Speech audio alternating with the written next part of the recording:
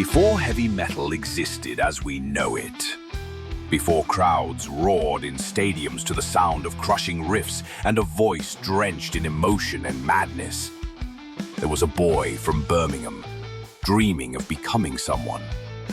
A boy who would become the Prince of Darkness, who would forever change the history of rock, inspire generations, and live on the edge between genius and chaos.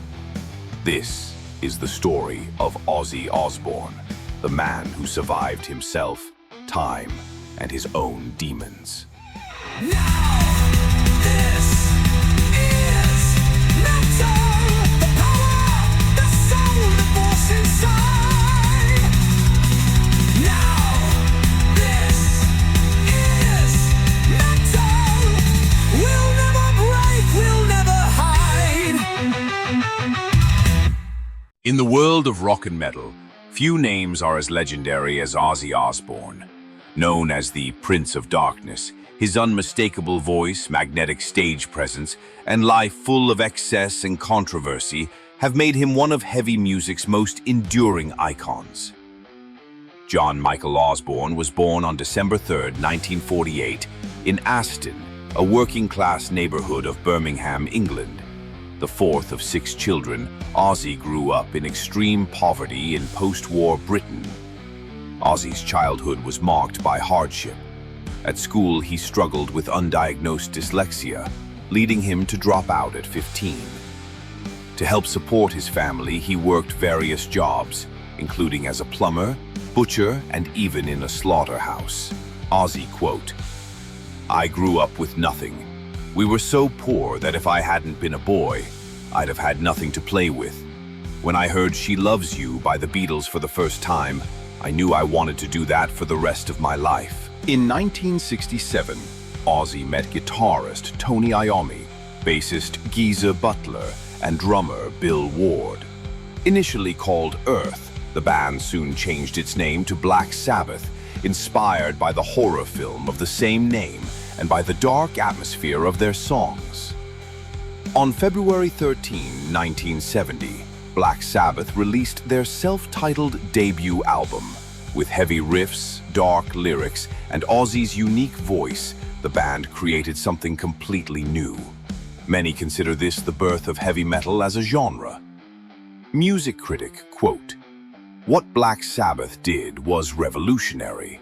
They created a heavier, darker, and more menacing sound than anything that existed at the time. And at the center of it all was Ozzy's voice, not technically perfect, but incredibly expressive and recognizable." Between 1970 and 1975, Black Sabbath released 6 albums that defined heavy metal: Black Sabbath Paranoid, Master of Reality, Volume 4, Sabbath Bloody Sabbath, and Sabotage. Songs like Paranoid, Iron Man, War Pigs, and Black Sabbath became genre anthems.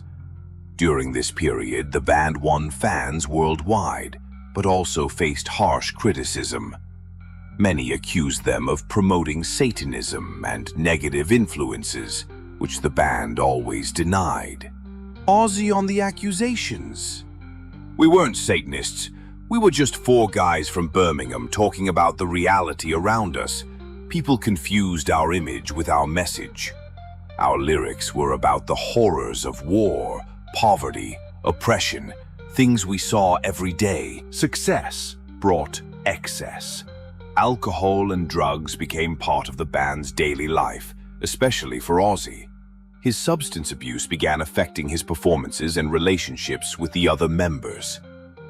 The albums Technical Ecstasy, 1976, and Never Say Die, 1978, didn't have the same impact as earlier works. Internal tensions grew, and Ozzy's situation became increasingly unsustainable. Tony Iommi quote, "It got to a point where we couldn't go on. Ozzy was completely out of control, and we had to do something or the band would just end. Those were hard years for all of us, but especially for him." In April 1979, Ozzy Osbourne was fired from Black Sabbath. For many, it seemed like the end of the road for the singer, who fell into deep depression. What could have been the end of Ozzy's career turned into a new beginning, thanks to the intervention of Sharon Arden, daughter of manager Don Arden and Ozzy's future wife. He began planning his solo career.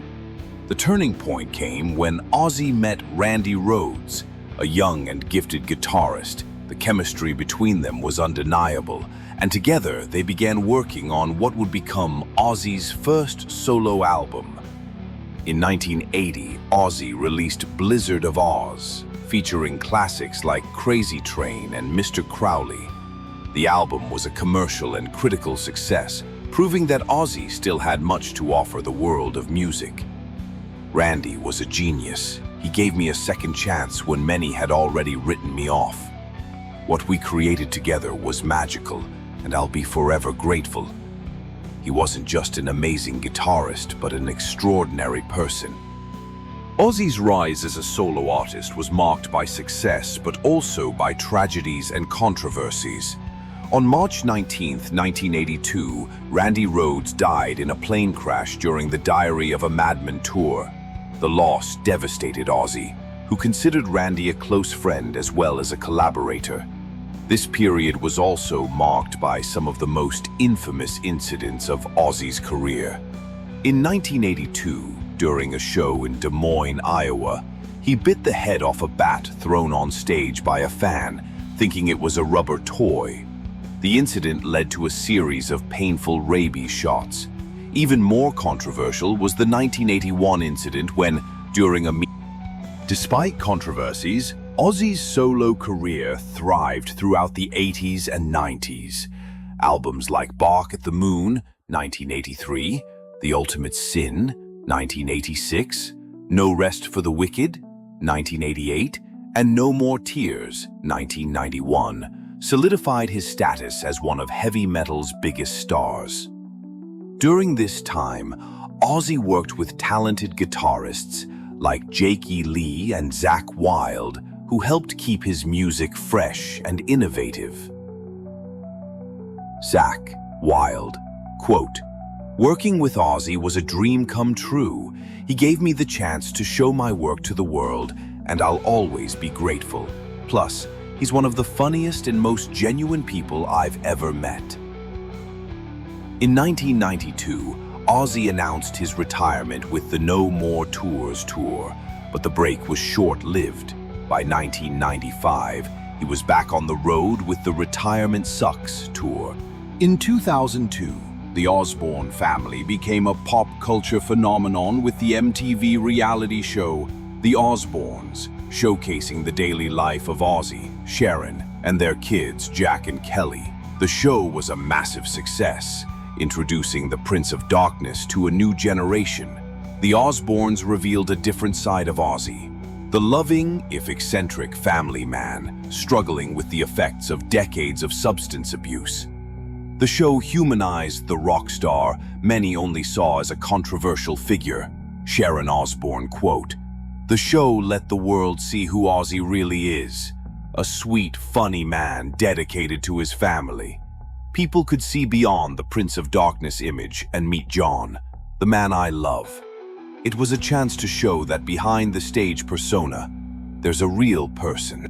Throughout the 2000s and 2010s, Ozzy continued releasing solo albums like Down to Earth, 2001, Black Rain, 2007, and Scream, 2010. But one of the most anticipated moments for fans was the original Black Sabbath reunion. In 2013, Black Sabbath released 13, their first album with Ozzy on vocals since 1978. The band embarked on a farewell world tour, culminating with a final show in their hometown of Birmingham in February 2017. Ending where we started, in Birmingham, was perfect. The circle closed. I never imagined when we were four guys rehearsing in a shed in Aston that we'd be here 50 years later. It's surreal to think of everything that's happened. In recent years, Ozzy has faced serious health challenges. In 2003, he was diagnosed with Parkinson's, a condition that worsened over time. In 2019, a fall at home aggravated old spinal injuries from a 2003 ATV accident.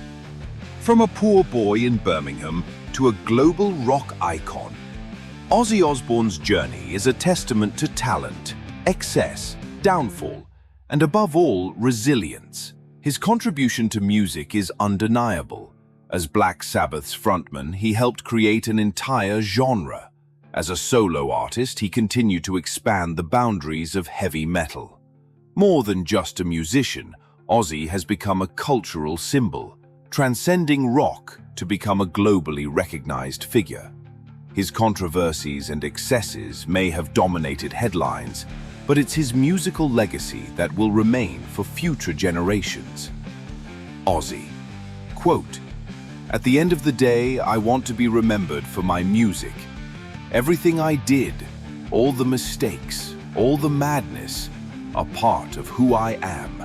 But the music is what really matters. It's what will stay when I'm no longer here."